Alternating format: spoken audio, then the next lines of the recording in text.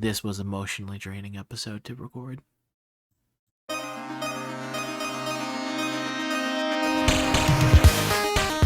Hello everyone and welcome back to another episode of Shonen Archive.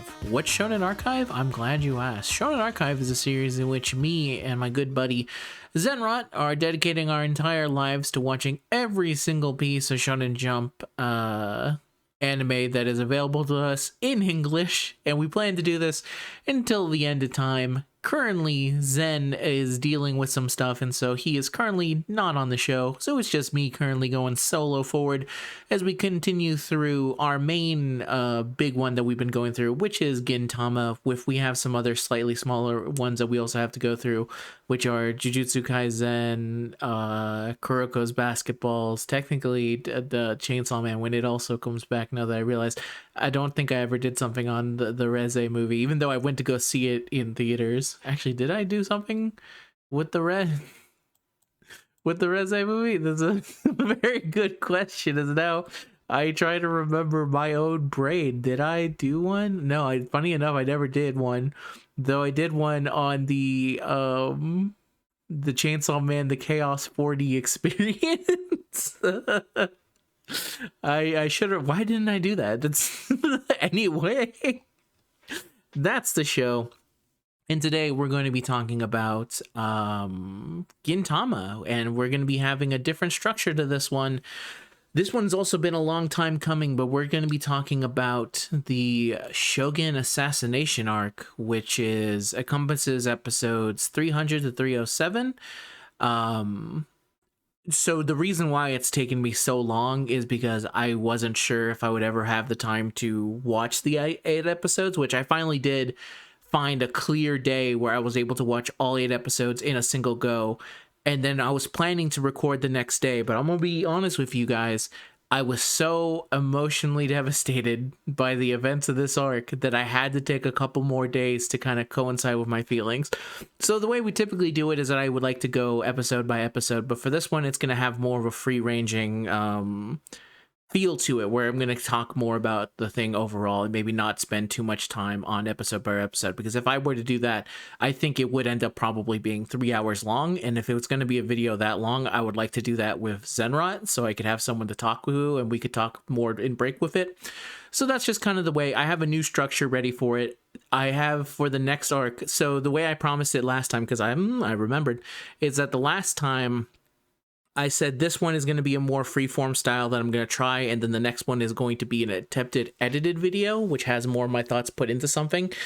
We'll see how long that ends up taking it, because the next one is also an extremely long arc, but there you go. That's the basic structure of it. So for today, we're going to be talking about episodes. Let me get the names of it, because I should at least say the episodes. So it is episodes 300 to 307, which encompasses the Shogun Assassination arc. Episode 300 is Shoguns of Light and Shadow. Episode 301 is called Ninja Village. Episode 302 is called Ninja Soul. Episode 303 is called And Then There Were Five. Episode 304 was Those Who Protect Against All Odds. Episode 305 is Sworn Enemy. Episode 306 is The Crow Cause After the Battle Ends. And episode 307 is Farewell, Buddy. And to start, so a quick explanation for the arc, just to tell you what it's about. The Shogun Assassination arc, the basic plot of it is that they are attempting to assassinate the Shogun, as it says in the name. Tokugawa Shigeshige was going to start by drinking some tea, and then they found that it had been poisoned. So now there is attempted lives on Shigeshige from another side, who is, I believe his name was like Nobu. Yeah, Hitotsubashi Nobunobu. Hitotsubashi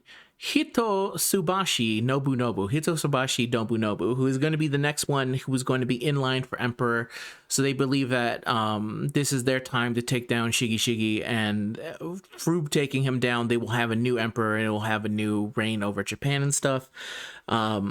The story goes through beats of like trying to protect them. They have multiple different like stand-ins for the Shogun. The beginning of it starts actually with Zenzo believing to have killed the Shogun, but it's one of many twists that kind of go through the entire episode. for the entire arc, eventually ending with them ending up in the ninja village, where they believe that the ninjas were betraying them, but it wasn't actually a true betrayal. More fighting in between, more of a planned attack from I was doing so well and then I had this this arc is extremely long-winding. I think there are like close to 30 something characters in this one in itself, and including paying off past one. But it's Takasuji who came up with the main plan here to put Nobunobu into power, basically, and use him as like a crutch. Like at the beginning, they even take down Nobunobu and they're like, whatever, it doesn't matter, he's a paper shogun anyway, as long as our plans are enacted, it's fine. Kamui is also on the side of is on his side as well as they kind of go through it. So they eventually end up at the ninja village, and through the end ninja village, they attempt to they thought that they were able to outsmart them, but it turns out they weren't, and they were able to follow them all the way to the ninja village, where Zenzo, who ends up fighting the Kahetai and everything, and then once they get to the actual ninja village, everyone kind of starts fighting them.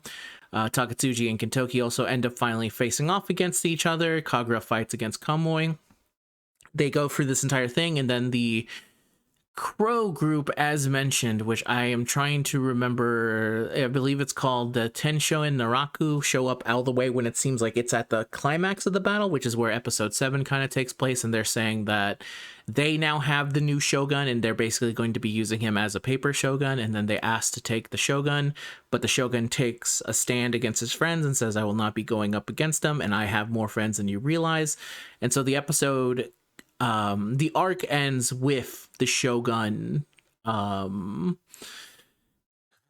This is tough to talk about.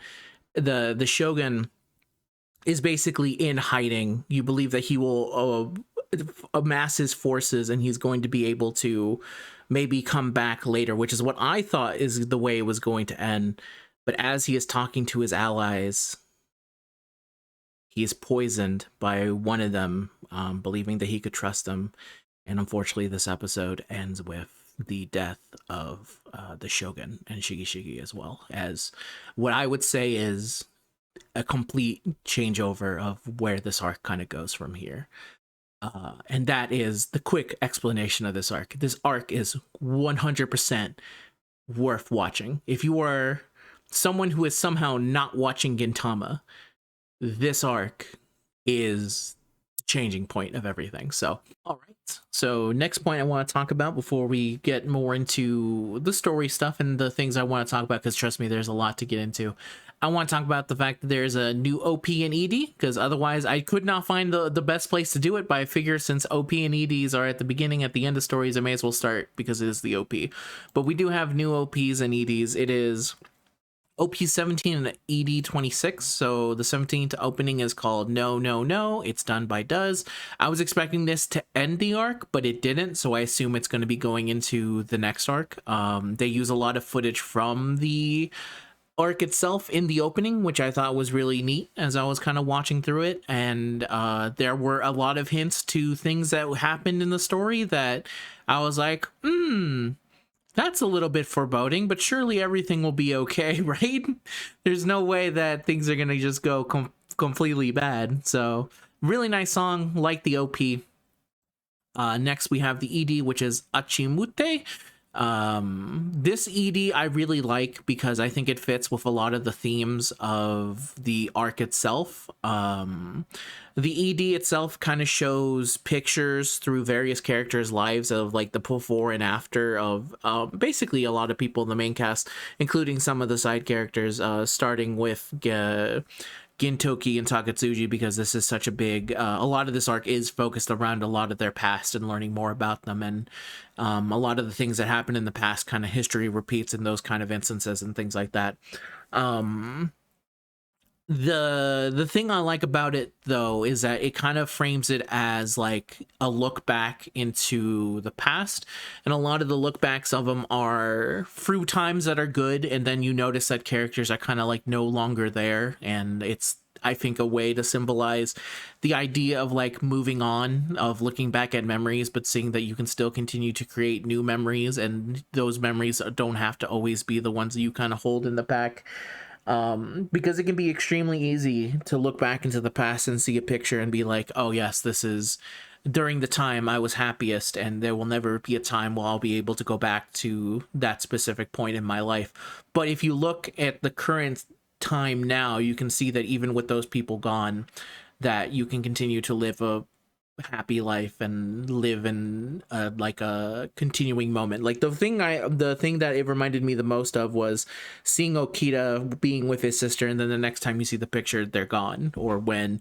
Atose is looking back, she's there with her friends, and the friends are no longer there with her, but she is there with Catherine and Tama, and they are doing the same pose, and she is living just as a happy life with them and stuff like that. And sometimes they show growing through growth, like when Kyubey needed the Otai for help and was crying with them and needed their support, and then now they're both adults and now they both support each other and are there for each other, and Kyubey is strong enough to support Otai for when Otai needs Kyubey.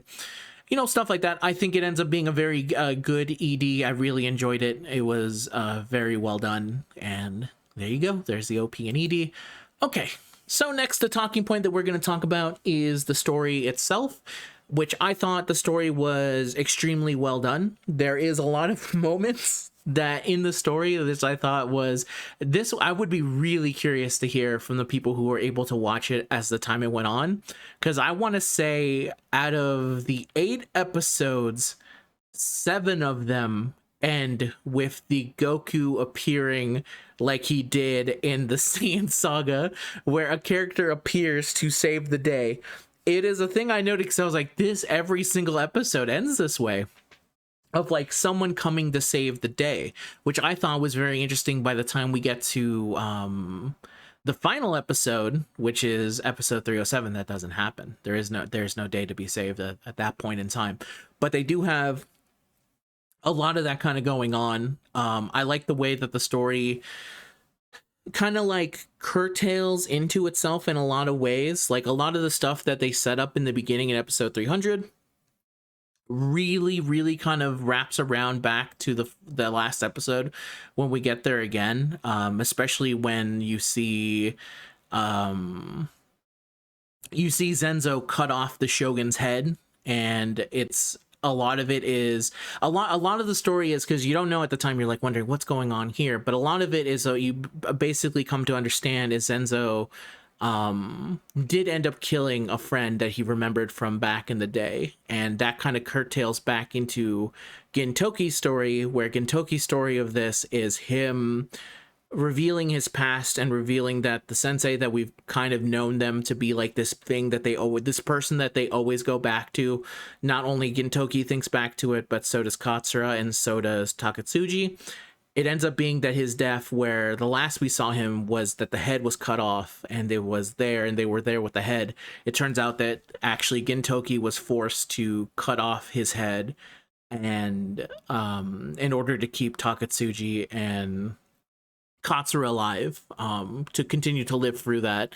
And the fact that that kind of like they show you in episode 300 a cutting off head of someone's of sacrifice being basically made, of attempting to try and save other people through this sacrifice, I think kind of comes back to it. And in a lot of ways I feel like Zenzo ends up being like not a one-to-one character representation of Gintoki, but he does kind of feel like at times like Ninja Gintoki. They're not the same character, but they kind of have similar philosophies in life. They kind of both love Shonen Jump. They have like a lot of things that are kind of in common that you can see some through line with them without obviously being the same character.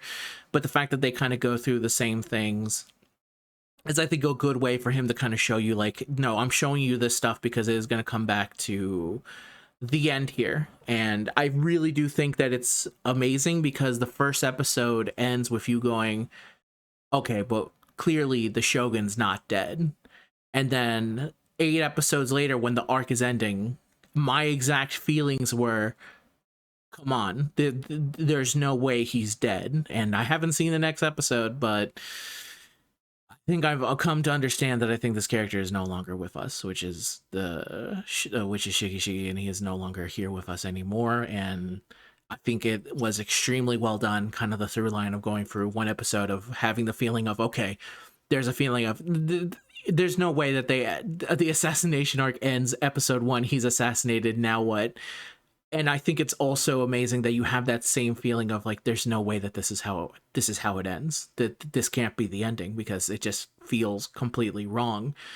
So yeah, I really like a lot of like the through line of that. I like a lot of the through line of the storyline seems to be focused in around sacrifice, which feels like in a lot of cases you cannot really move forward without making some kind of sacrifice, and someone always kind of has to be on the receiving end of it, whether it be the shogun himself, like sacrificing himself through various means, or putting his life on the line, because the backstory that we also have is we learned is that the shogun is actually childhood friends with Zenzo and Sachan.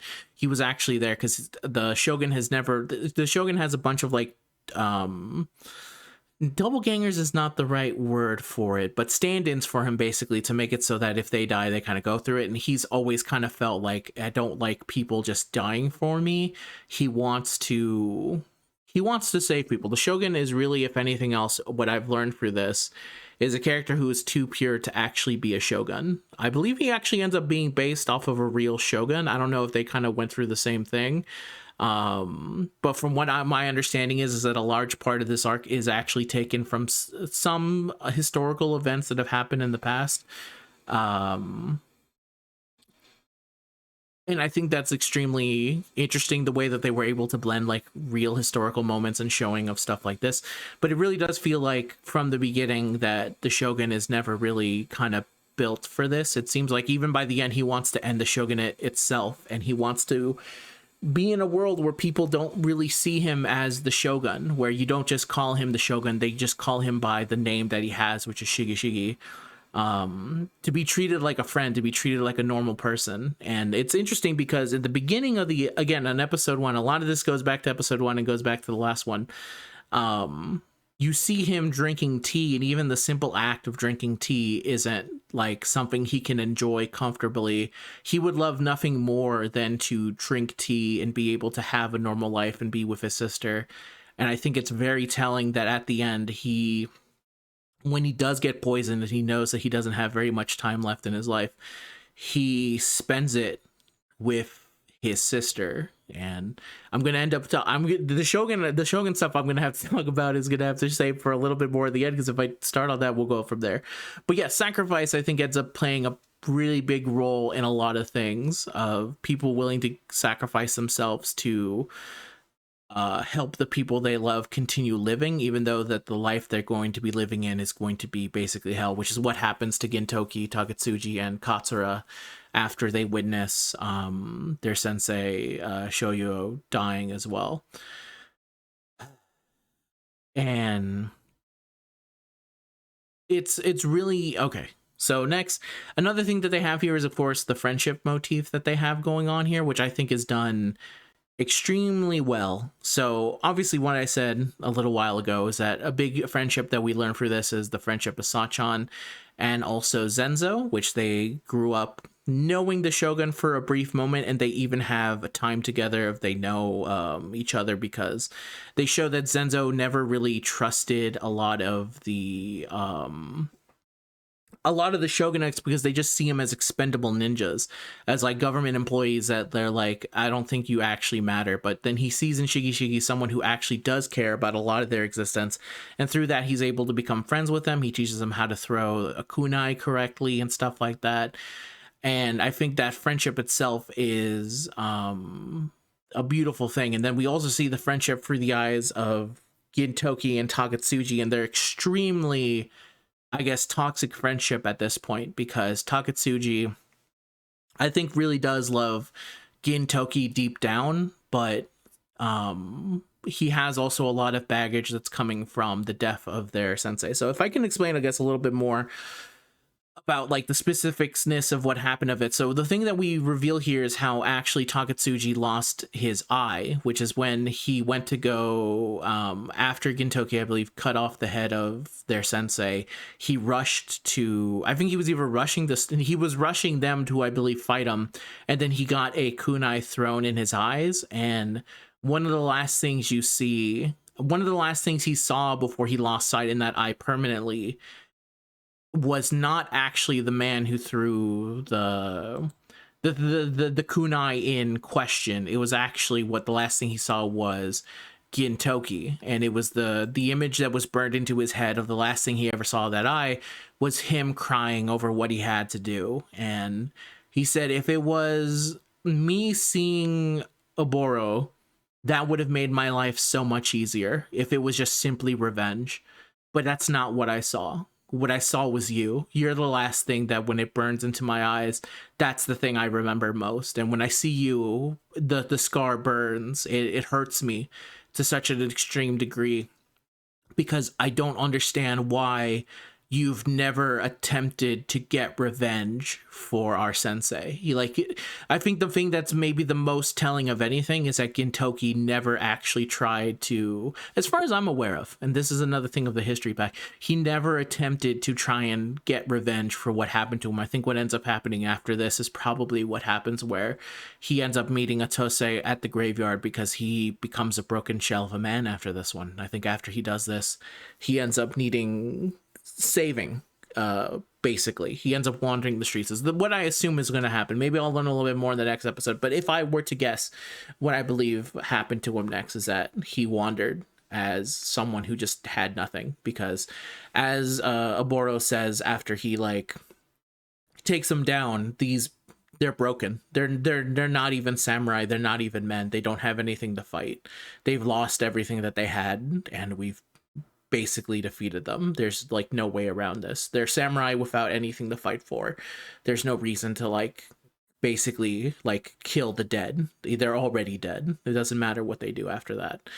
And I found a lot of that just completely heartbreaking. It is it's fucked up, because the friendship that Gintoki, Takatsuji, and Katsura have is wonderful. They show the past of how Takatsuji kind of get into it, and both him and Katsura kind of just didn't fit into being what they wanted to be, which is a samurai, which is another thing that I believe is a theme going on here within the story, which is, I think, another thing that they're showing, which is that the samurai have two different interpretation to them, which is the samurai is freedom, but then also they're government agents for the rich. And which one are you? And the way that they see it is that their sensei always tried to teach them that a samurai is someone who is truly free and is able to kind of walk around, and they live the life that they want to live. But the specific samurai code that Takatsuji and Katsura are learning is that basically it's a rich man's playground. These samurai actually don't have any morals to them at all, and they are just people who are looking for more money. They're looking for more power, which is again another thing that I think again blends into the ninja storyline if you look back to it, because the ninja who end up sticking with Shigi kind of view themselves in that way, as they are kind of more free, and they're able to free, they follow the idea of the shogun, not the shogun itself. So if the shogun, is the shogun a title, or is it a specific belief that they follow? They don't follow the person who has the title, because as far as they're concerned, someone like Nobunobu can never actually truly be their shogun, because he's not someone who represents what a shogun is supposed to be and stuff like that. And that's something that you can only truly achieve through various other means. And so yeah, the idea of this samurai is kind of being of a free nature versus being basically government lapdogs, is I think played around with a lot. I think that before this point, Gintoki had never really thought of the idea, especially because when you think about it, they're trying to keep people like Gintoki uneducated. They don't want them to be educated in any kind of capacity. When the sensei starts teaching the kids, they fear the poor being educated in any kind of way, because once the poor are educated, their understanding of the world that they currently live in is not right. The only way that you can continue to live in that way is if you keep them living in complete ignorance. And there, he has dangerous ideas. The idea of like actually giving them the knowledge that they need to like just understand what it means to actually be free and not live underneath tyranny basically is enough for them to kind of get thrown off completely. But yeah, the friendship that you see Gintoki and Taketsuji go through is, and Katsura is also very well, like of Taketsuji kind of going in there as someone who was like looking to take down the dojo itself. He came to actually challenge the sensei, but Gintoki stood in his way, and Gintoki was the one who beat him. And then eventually when he did beat Gintoki, everyone in the dojo cheered for him like he was one of their own, and he had never actually known what that felt like of belonging. Because in a lot of cases, the people who are like tied to the money, there is no belonging. There's no like real idea of loyalty. You're loyal to the dollar, and that's the thing that you're just going to motivate you and get you forward. But in him, he felt like actual real people that were looking to see, that were happy to see him grow, that were happy to see him that. And I can understand that when the time came, when it was all taken away from him, why he kind of freaked out and did the things that he did. Because he had lost everything, again, and especially because it was ripped from his eyes. But again, I do think it's very interesting that Gintoki never tried to get revenge for anything. And also, I think a lot of the things that you learn here now that you understand that he was the one that was responsible for the killing is that a lot of his character kind of like, as you look back, a lot of the decisions he made or a lot of the talks he made start to make more sense once you hear this kind of backstory and stuff. As I was talking to a friend about it, oh, hello Camilla, let me let you out real quick. Give me a sec because my cat would like to be let out. Okay, the cat's been let out, so let us continue on. What was I speaking of? Let's see, what was I doing? Government agents of the rich, friendship. Yeah, so the friendship that you kind of see him go through, I think is very good, especially because Katsura is also someone who's like, I believe, thought in the idea of the samurai, but I think he never truly belonged because he wasn't rich like he was with the other samurai. He was let in there because the rich saw that he had potential and they wanted him underneath them. It's like that idea of like they take the best of us so that they don't grow with the rest of us, so that they can grow in their kind of society and they can mold them into being that. But when he sees the way that the other ones are handling, he ends up kind of going with it. And I really do like that little team up when they're like little kids are like, oh yeah, we're gonna stop them. And then the other thing that's really funny is that the sensei is able to completely stop the adults that they were like attempting to it. He's like, listen, these are my kids, these are my students, and I'm not gonna let you touch them. Completely fucking scares the shit out of them. Amazing scene. And then he bonks all three of them in the head completely, driving them down into the ground. Really good stuff right there. So yeah, that is a lot of the basic story stuff that I kind of feel, and a lot of the themes that we're kind of going on through here around here.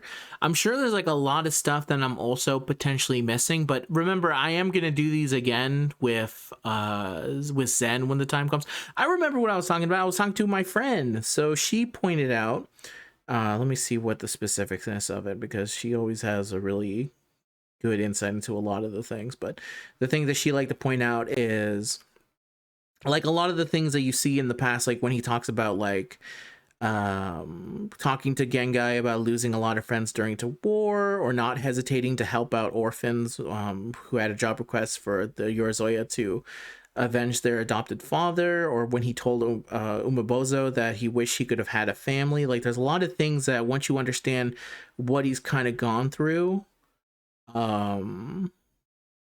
it is just absolutely like crazy how wonderfully well done all of this was. Like a lot of this narrative over the course of these episodes, like you end up caring a lot about it just because they took their time to eventually do it. Like 300 episodes in, I finally learn what the big backstory of it. Like for the entirety of when I'm watching through Shonen Archive, from the very beginning, I've been wondering what is this backstory and what is it that's going to be learned from it, because I think you do see hints of how this affected Gintoki across the series, but you don't really truly understand it until like you see what it is, and then you can go back and you can like picture and you go like, oh my god, this explains so much now that I know what's kind of behind it all. It completely makes a boatload of sense. Um, and then the final story thing that I have to talk about is the death of the Shogun. So this one hurt. It hurt a lot because I think I realized through this episode that I loved the Shogun. That there was nothing that I could have seen more. There was like this. I don't think I've been affected by a death in a shonen in a very long time. In an extremely long time that worked into this kind of benefit, because there have definitely been deaths through various series. Like I said, I'm a big fan of various Shonen Jump series that have kind of gone through the ringer, like JoJo's, Dragon Ball, Chainsaw Man, Jujutsu Kaisen, for the old and for the new. There is actually one that I can think of that I think hit me on this same level.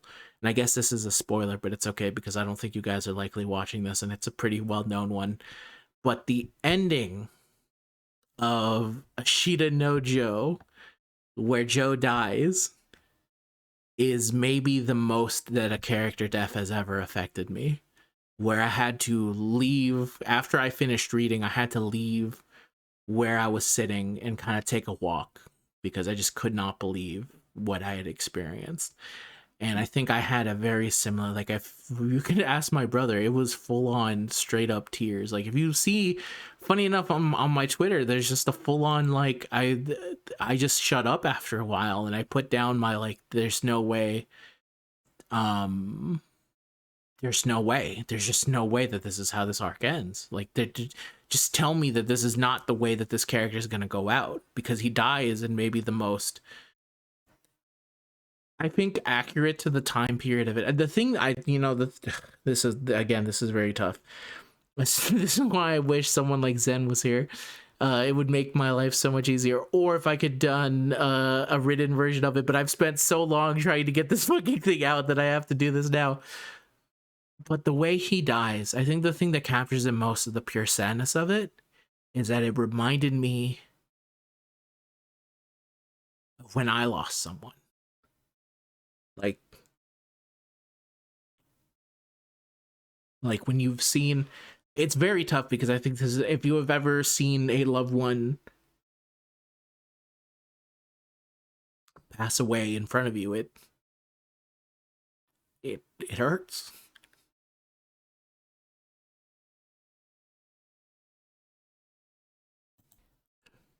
Okay, I came back because you can go through this, stare at the mirror, you're a big man, you can talk about this.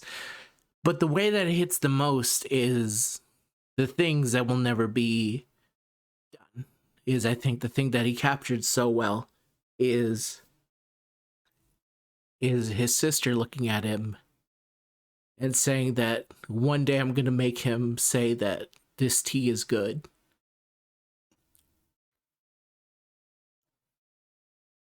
And it's just never going to happen.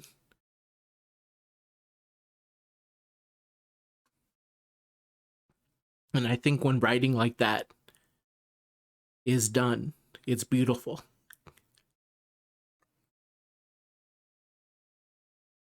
Because it does hurt. But it's through that way that it transforms the media. It turns Gintama into something that is a wonderful story, into like full-blown art, basically. Like, pain has to exist in order for art to truly like hit on certain levels. And the fact that it can make you feel that way is just, it's tough. It really is tough. It was maybe one of the hardest things I ever had to go through. And I think it probably is a thing of having unbelievable amounts of trauma continuing on. But that moment where you realize she's never going to be able to do the things that she wanted with them, that's fucking writing. That's writing a character to be the correct send-off of everything.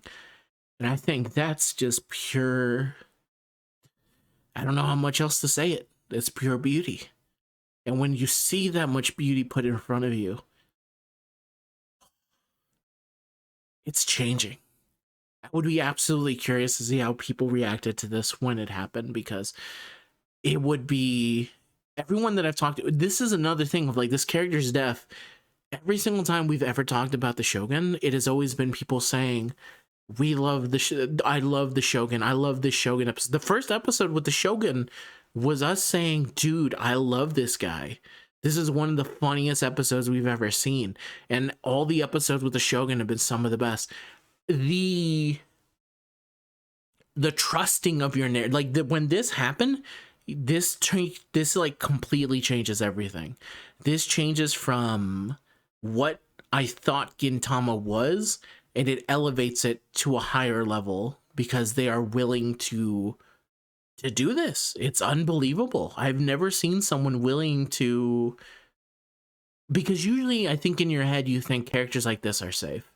Like if it's going to be someone that dies, it's going to be someone who is fighting. For example, another one to kind of use it for, and of course I'm not trying to compare deaths and say like one is better than the other. I believe many of the ones I'll mention hit for various different reasons and are very well done and executed.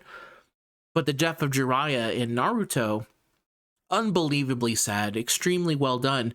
But the thing that I always go back to when I think of that death is that it's a fighter. It's a fighter going down fighting. Even when I think of Ashita Nojo, that's a fighter going down fighting. That is what they're doing, and that is what they're kind of fighting going down for. But this isn't a fighter. I think Shigeshigi was many things, but he was not a fighter. He was a lover of life. He believed in advancing things to a point where there maybe didn't have to be fighting anymore. And men like that just don't live very long. And it's true of back then, if someone had that kind of idea, and it's true for now, actually, sadly enough.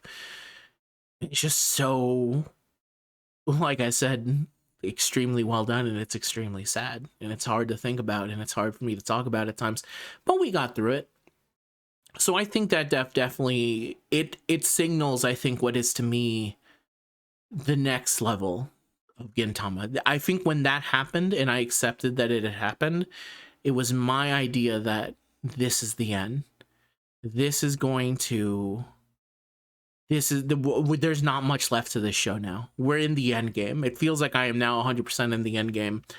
And I'm going to go through the rest of this, and I'm not going to know how to feel anymore. This also makes me wonder if Shigeshigi still exists in the alternate universe where it's Ginpachi Sensei, because if that's the case, I would love to see him there. See, that's perfectly fine. Another example of this is also, Bordai from Super Sentai Zyuranger. The thing that I always loved about his death, and I hope that this stays true for here, because obviously this is my first time going through Gintama and stuff like that, but I think they're going to make it stick. But the thing I loved about Bordai's death in Zyuranger, who played the Green Ranger, is that at some point in the series, he dies. The candle was supposed to be his life energy, and once it's gone, he dies, and he does actually die. And the thing that I love that they did in the series is they never attempted to bring him back, because the creator and the story writer of them at the time said, why did you never try and bring him back? Because he was the most popular character on that show, for sure, 100%. Why did you never try and do it back then? Why did you never try to bring him back? And they said, like, well, the answer is very simple. It's because people die. And I think it's a thing that people have to understand. And, like, it's not the end of the world. Like, I understand the feeling of what a lot of people want, which is that people want their characters to continue to live and continue to thrive and kind of just be there. But you have to also understand that death itself is a part of life. And when especially for something like Zyuranger, who was a kid's show, you have to show kids that it's okay to die. Not to say that you should go out and die, but if someone dies, that's okay, because you're going to feel sad, but their life continues on, and they're not ever going to be 100% away, because you still have the stories, you still have the memories, similar to the ED at the beginning, which I said, which is the pictures. Your memories, as long as you can continue to remember that person, that the person is never truly gone. And you can definitely feel that. I definitely feel like that's going to be the kind of way that it feels here, because when he dies, even when he fakes his death, the world changes. Like when they announced that Nobunobu is going to be the new Shogun, the usually bright world of Gintama is like in darkness. Like Gintoki straight up says the line from The Dark Knight, which is it is darkest before the dawn. And they really fucking prove that, because after he said that shit, they killed one of my favorite characters. It truly is the darkest that it's ever been. And I think that going there and showing the wherewithal of like having confidence in your story enough to be like, I understand that this is probably going to make a lot of people angry. I was angry. It took me entirely 2 to 3 days to eventually record this, because I could not, you heard me fucking right now. I tried to say it and I was still breaking down. Imagine me trying to record from there. You couldn't even see it. If I did a live reaction of the episode, the episode itself would be 22 minutes, but the video would be like 30 minutes because I would be in hysterics, and then eventually just end the fucking video and be like, whatever, man, fucking who cares about anything? And there you go. I think that's the best I can do. I can't wait for Zen to be here so that I can talk about this to him. If I was going to say which one of these episodes would be his favorite, because someone most recently asked to keep Zen alive in the spirit of the show, I think you should say which of the episodes is going to be his favorite. I think that episode would be his favorite, 100%, because they just nail it so fucking clean. Also, the final shot of him with his sister, it's beautiful, absolutely beautiful. It also coincides back to the previous episode where he's looking back at the moon and stuff like that. But okay, that's basically what I want to say with the themes. Hopefully I did a good enough job, but now let's move on and go back to talk about some more things I want to talk about. So obviously that long segment was me talking about various themes in the story of stuff I liked and things like that. But next we have the action, because believe it or not, there's more. If I had known that I was going to break down the way that I did, I probably would have structured it so that the story was the last thing I talked about. But you know what? It's fine, because eventually we're going to get to the comedy. Okay. So the action here, there's a bunch of some major fights here that I've written down here. First, it was Okita versus Kamui. It's Gin, Sachan, Kondo, and Hijikata versus the Iga clan. Zenzo versus the Kihitai. Gintoki, Kagura, Shinpachi, Hijikata, Kondo, and Shigi versus the Yato. Gintoki versus Takatsuji. Kagura versus Kamui. Gintoki and Takatsuji versus Oboro.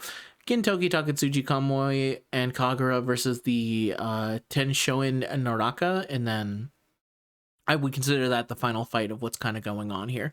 So the action was really well done. So to go down the fights, Okita versus Kamui, I think was extremely well done, especially because Okita is like, the way that they said it, like, we're gonna have a monster fight. Like, Okita's just straight up monstrous, and so is Kamui, and neither one of them is gonna pay any like attention to the other. Like, even Kamui says to him, like, hey, get the princess away from you, because she's gonna hold you back from actually being able from us being able to go full out. And they do, and I like the fight a whole bunch, because it shows how smart Okita can be, because it looks like at one point that Okita loses his hand and Kamui goes for the kill, but it turns out that he was faking it the entire time, and he gives him an injury on his hand that ends up affecting him all the way to eventually Kagura, to the Kagura fight as well. So I thought that was an extremely well done fight. When they're fighting against the Iga clan, which is when I believe the ninjas kind of, when they reveal that the ninjas are in on it and stuff like that, I thought that was also very well done, because that one is the reveal of, I guess she's technically involved in the fight. She only really does the ending bit here, but this is where, what is her full name? Because it's like, it's a Rappa, Momochi Rappa, when she has like her little puppet things and she reveals that she has a big fucking gun. And I believe my exact reaction was like, that's a huge, how the fuck do you protect, how are you a ninja with that gun? Rappa, also a new character I really liked in this one. I thought she played it very well. She's a very interesting character, I thought. Doesn't get too much, but she gets enough to cool scenes, and I think her design is cool and her powers are cool, which is like puppets, like Kankuro from Naruto as well. Very well done. when Zenzo fights the Kahetai up in the air, when he basically reveals like, yeah, I basically betrayed you all, I thought that was really good. They really fuck up Zenzo. I guess technically speaking, you can consider this continuing on when eventually Sachan shows up and saves him and hits him a whole bunch of times. And then they hit her and then they fight back and they do a whole like rigmarole there. The thing I like about this one is that the way it kind of like goes into, I guess I was going to say this fight kind of goes into a long time with like the Kahetai tracking him down. He gets saved by Sachan, and then Sachan eventually, when it looks like they're going to be okay, that Kahetai kind of interrupt her and stab her. Takatsuji literally does a stabbing as I go, you bastard, don't go stabbing Sachan like that. Zenzo has a lot of cool moments in this in general. He does a lot of cool ninja stuff. Even when he's like completely injured and near dead, he's still fighting back. But the thing I like the most is that he said like, yeah, I have a plan A and I have a plan B, and they're both coming right towards you. And they show like Gintoki and Kagura literally coming down to go fight Takatsuji and Kamui. Which leads into the next fight, Gintoki and versus Takatsuji and Kagura versus Kamui. I'm going to talk about Kagura and Kamui first, because obviously a lot of my talk about Gintoki and Takatsuji is likely going to take up a lot of things. But the fight between them, Kagura and Kamui, I think was a very good like introductory of like the next phase of their fight. I feel like they're obviously building up to like the eventual true final showdown, because it seems like Kamui wasn't interested in Kagura because he kind of saw her as a weakling, and I think he was able to prove that Kagura was able to prove that he should stop looking down on her, because she's able to detect where she's weak. Like she says, like all the hiding that you do of like that you can trick other people isn't gonna work on me. And I think it's also interesting to kind of see their relationship as well, of like Kagura of Kamui basically abandoning the family and leaving. And her kind of like looking back, and Kagura eventually saying like, I'm here not because I'm here to like take any kind of revenge against you, but because this is my fucking family and this is my earth and I need you to fucking leave my planet. Very cool, very badass. Love the fight that they have against each other. Gintoki versus Takatsuji. This is one of those battles where it is obviously intercut with flashbacks. Oda saw this and said, you know what I could do? Let me write this down real quick. He's kind of cooking with this one. Not to say that he like invented the idea of the flashback fight, but I think he definitely does it extremely well here when he does it. The fight between them is very good, is very visceral. I love the eventual because Takatsuji, I guess, technically wins this one. He declares himself the victor after he like knocks him out, because they reveal, like I said in the flashback, that they were always fighting against each other, and Gintoki says you can only go after him after you've basically beaten me, and they were keeping track of like their win totals, and I think it eventually ends with like Takatsuji 256 to Gintoki's 255, and that's where it ends. And Takatsuji declares himself the victor, but he does end up knocking both of them out. And when they're knocked out and slowly getting up, that's when the fucking Naraka dudes show up. And Gintoki and Takatsuji end up fighting together against Oboro. I believe it's just Gintoki at the start, because I think they want to kill Takatsuji, but Gintoki basically tells him, like, no one is going to kill him while I'm around, unless I am specifically the one that's going to kill him. He's basically saying, like, he's my friend. If he gets out of line, then I'm going to kill him, but I'm not going to let anyone else do it before him. Like I said, very complicated situation ship between them. This is the ultimate, this is what a situation ship is, right? They definitely have a very interesting situation going on between the two of them. But the best part I love about this one is the way Gintoki is fighting first, and they think that Takatsuji, because Oboro throws a fucking like huge shit right through his fucking stomach. I thought he was probably dead at this point, because he knocked the shit out of him. If not dead, he was at least knocked out for it.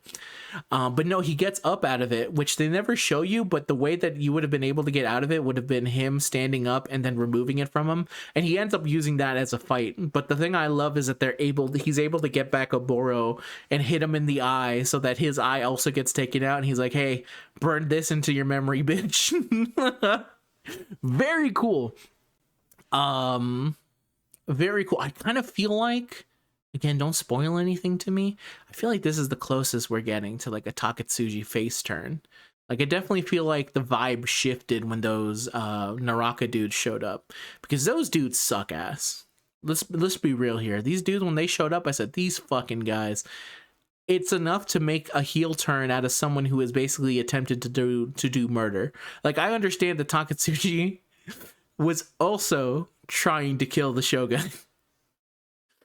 And so are the Naraka guys, but for some reason, I'm more okay with the idea of Takatsuji doing it than I am these fuckers showing up and kind of like doing it after the fact. Especially since the Naraku basically take what Takatsuji was doing and they're like, nah, it's our plan now. Like, they just like they really are like crows on a battlefield. They don't fucking do anything. They just kind of show up and go like, pick, pick, pick, pick, pick, pick, pick. And then finally, we have the Gintoki, Takatsuji, Kamui, and Kagura versus all the Naraku when they're all teaming up against each other. The one I'm missing, because I skipped out on it, was when it's the 5. Like, when the episode is... I thought it was really funny because the episode is titled... and then there were 5, which is the 5 people that were left were Gintoki, Kagura, Shinpachi, Hijikata, and Kondo there to save them. And it's really funny because... I was like, but Takatsuji gets involved in the fight. He does throw like little shurikens, so I think that he counts more. But I understand that they're like the 5 left that are there to protect the Shogun, which I thought that fight was extremely well done. Hijikata and Kondo do have a lot of good moments throughout the arc, but obviously they aren't the main focus of like the backstory and stuff like that. So they don't get like big moments like that, but they do have really good moments in the fight. Like when they're fighting with each other, and then eventually Rappa shows up, and then they kind of like decide to fight with the ninja. Where the reveal is that they weren't real bodies that they killed, which they're fighting against the Yato. It wasn't real ninja bodies. It was like fake dead ninja bodies, and now the real ninjas are coming out. And the Shinsengumi have like a really good bit there where they're like, we're gonna go fight with the other government agents. This is the first and the last time that we're ever going to hire the Yorizoya group, which I thought like, oh, really good line. But now after the events with the Shogun, and considering the next arc, I think the Shinsengumi might really be over. This is another funny thing is that I didn't know about the Shogun that Shigishigi was based off of, so I wouldn't know that his fate was dying.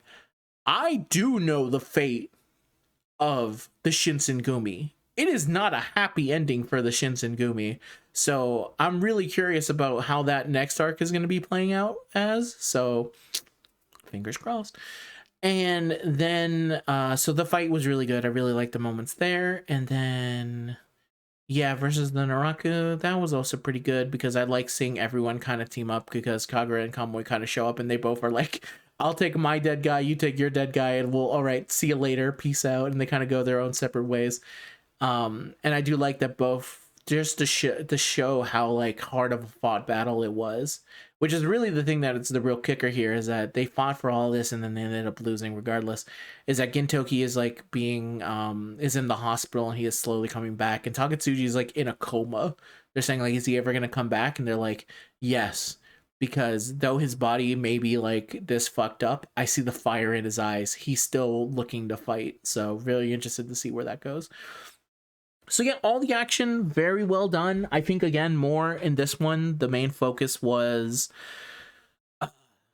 a lot of it was built around the story on this one, which is really funny because I was really looking forward to Gintoki versus Takatsuji, and I like the way that they did it, and I think it finally paid off. The over 200 episodes I had been waiting for this damn fight to happen, so I was glad to see it finally happen, and, you know, very well done. And then this next bit, this is what I call the comedy. That's right. Believe it or not, Gintama, not Gintoki, but Gintoki as well. Gintama is a comedy. Was there enough comedy in this one? There were some bits of comedy, which I'll say the parts that I liked about it. So there was the beginning bit, which is really funny now in hindsight, where I believe it was in the first episode, where they hide the Shogun in like a dick, and they're like, we're gonna have him and all the doubles and everyone's gonna be in a dick, and then it's not only him, but it's also like the princess is in the giant dick costume, Soyo, and then also Gintoki, Kondo, I believe, is in one of them. Kagura is obviously in one of them. Shinpachi's in one of them, and they're all just like giant censored dicks. And it really is funny to think about. Like this episode started with like a huge masturbation joke, and then it's like 4 hours later, it's emotionally devastating me to the point where I went to bed sad, and when I woke up, my eyes hurt. It's so funny. That's the correlation of this series, but that's the series in a nutshell.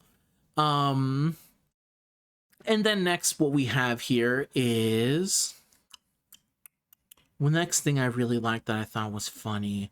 The bit so there's a bit in here that I thought was really well done, where after the big backstory of revealing everything, there's a Ginpachi sensei right before the final episode, and he goes, yes, we're doing Ginpachi sensei right here, right now. Why is it?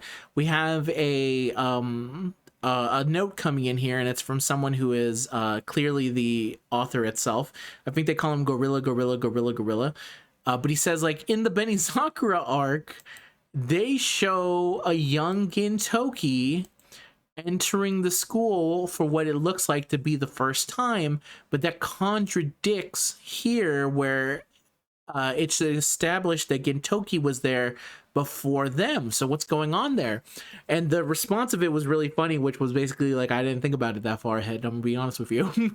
But he says, like, I'm actually recontextualize it. You guys didn't hear any of them talking, right? Well, now I'm going to show you it with the audio. So they showed the original clip, which I was like, oh yeah, I remember this from Benizakura, where he shows up and he gives them the little notepad, and they're like, it's a silent moment, and it looks like this is the first time Gintoki has appeared. And then they add in new dialogue, and it's basically saying, like, Gintoki has lost his underwear. Does anyone have a spare underwear for him to do? And no one volunteers. And he's like, all right, wipe your ass once more and get back to class. And he tells him to wipe his ass with the book that he gives him. And he says, there you go. Now you understand the conceptual. It was not Gintoki's first time showing up in class. It was actually an extremely embarrassing moment where Gintoki poops his pants. I was like, all right, man. Thank you. It's been a very long emotional arc, so I will take this bit here. Thank you very much.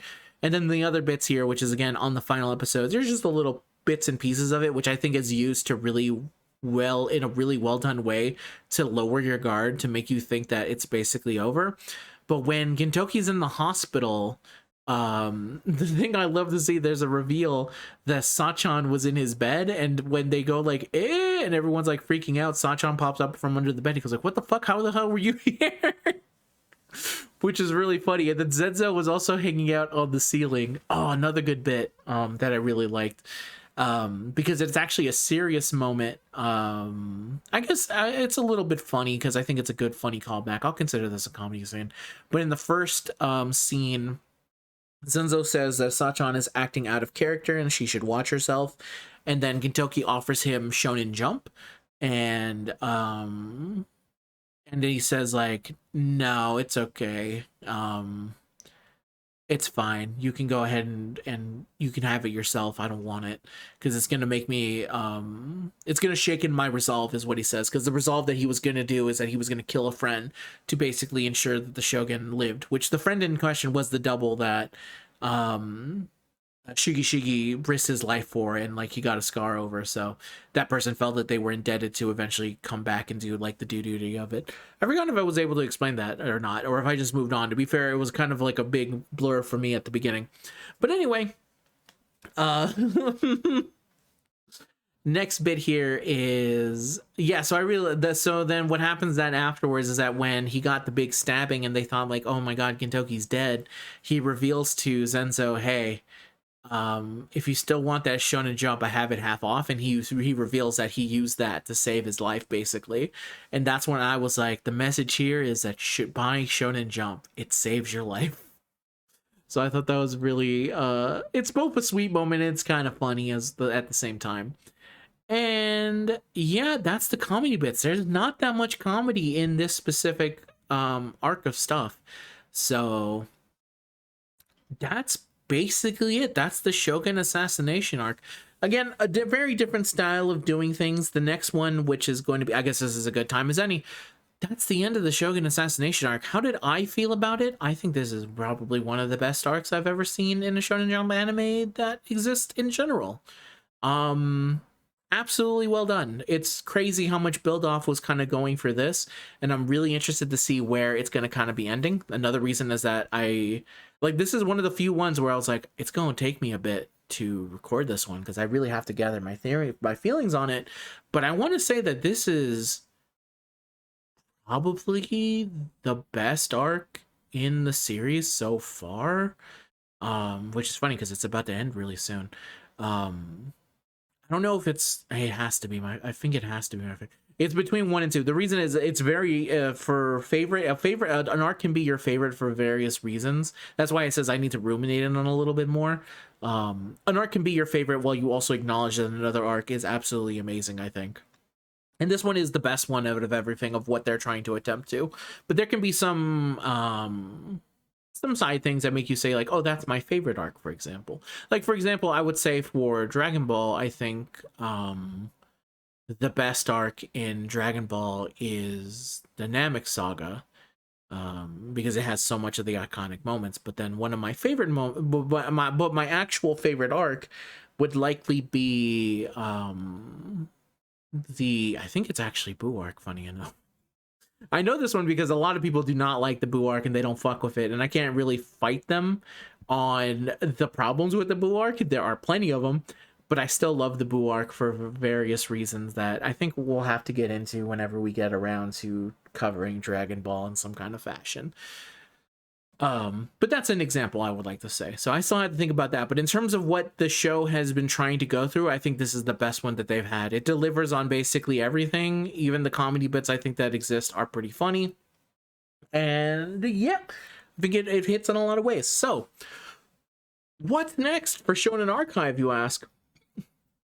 Well, the next arc that I have to talk about is the Farewell Shinsengumi arc, which is another 8 episodes. 1, 2, 3, 4, 5, 6, 7, 8. That's actually more. Am I reading this wrong? 1, 2, 3, 4, 5, 6, 7, 8, 9. It's 9 fucking episodes. Fuck. And this is considered the last of this batch of Gintama until I eventually enter the last bits of Gintama, which are the last couple episodes left to go through and stuff like that. So what is likely going to happen is the next one I'm going to attempt an approach, and I'm going to watch this one almost immediately because I want to know what the fuck happens next, first of all. But I will attempt to edit up a video and kind of give my thoughts that kind of way. For the longest time, we didn't know how we were going to approach like arcs like this that are like multi-long episodes, stuff like this. I think the best way to handle it is I kind of like the free-flowing nature of this one. I think there probably is a little bit more spots that I could improve upon and stuff like that, but let me know how you felt about this specific notion of it. I'm not sure how many people liked hearing us like break down the episode and say like, here's the exact thing that happened, here's the exact thing that happened, but this was definitely more me just giving overall feelings and kind of going through that way. And then when we get to Zen, I think we will likely do the thing where we will talk about more episodes individually. The thing that was always really tough for me in Zen is that what we found is that a lot of these episodes end up coming back into play in other episodes later. Like I said, a lot of episode 300 was me talking about episode 307 and the way that they kind of go into each other. So it's a different style. I ended up liking doing this way just because it was a lot easier than actually having to say, and here's the events that happen. I hope that if you watched it, you were able to pick up enough of the context clues. But let me know anything about that. So the next one I'm going to try for Farewell Shinsengumi arc, it's going to be a little bit more of an edited video. I don't know if it's going to be an hour long. It might be shorter. It might be 20 minutes if I'm looking to get this out before. I really don't want to spend as much time as I did for this one, so I would look to try and get this out before the end of May. That's where I'm going to kind of go with Farewell Shinsengumi. Let me see, if it typically took 5 episodes, 2 weeks time, maybe, and I would say at least a month's time is what you'll, if you'll allow me to have for Farewell Shinsengumi arc, because by the time it gets to the next month, I'm knee deep in the end of, not the end of, but like a year, preparing for the year of Fago, right? Where that's my main thing that I kind of talk about, so that's where it's going to go. So yeah, that's where I see Farewell Shinsengumi arc. It's going to be a little bit more edited. I hope you'll like that one when it eventually comes out. And it will come out, and I swear to God, it should be within a month. Because if it's not, then just assume that I'm lost in Fate Grand Order, and it will come out the second I am free from having to cover a lot of the things that I need to. Because obviously, Fate Grand Order keeps this channel going. And so yeah, now we reached to the end of the show. Thank you very much for watching. As always, if you want to support the show, you can leave a like, you can leave a comment. I guess share it around. I don't know. You can do a lot of things that kind of show support to the show. A lot of people end up randomly picking up Gintama. The thing I always say is that you never have to really worry about it that much, because the main thing that I cover is Fate Grand Order. And as long as I have Fate Grand Order, that's the main thing that will push the channel forward, and that will give me technically money and stuff like that. But I will always come back to Shonen Archive. Both me and Zen are dedicated to the show, and we will kind of keep on going for it. The one thing I've always debated about doing is making it a known separate channel for Shonen Archive, so that because I know push notifications can be maybe a little bit wonky when it comes to stuff like that. So maybe if I had a dedicated channel to Shonen Archive, you'd be able to more easily see when I upload a new video and stuff like that. And maybe I would look into putting the old videos up on there. I don't know. It's a little bit tough because I would really like it to have the old episodes up there, but maybe I wouldn't need to do the old episodes or anything like that. But anyway, it's almost the end of the show. I don't feel like shooting someone, but what I will do is the thing that I have been doing, which is reading out someone's comments. So give me a sec to do that. I don't think I'm going to be shooting him, just because I feel weird, just only because this arc already had so much death. We don't need another, you know, so I won't shoot you. I'll thank you. So let me go get the comment in question. Give me a sec. All right, I found the comment. All right, everyone. And I've also decided to change my mind. I am going to shoot you instead of just saying goodbye, because I don't know any other way to say it other than saying thank you. I don't know how else to end this show. Anyway, thank you very much, everyone, for watching. It's been fun. So, once again, it looks like it's time. Say goodbye, Maria 1670.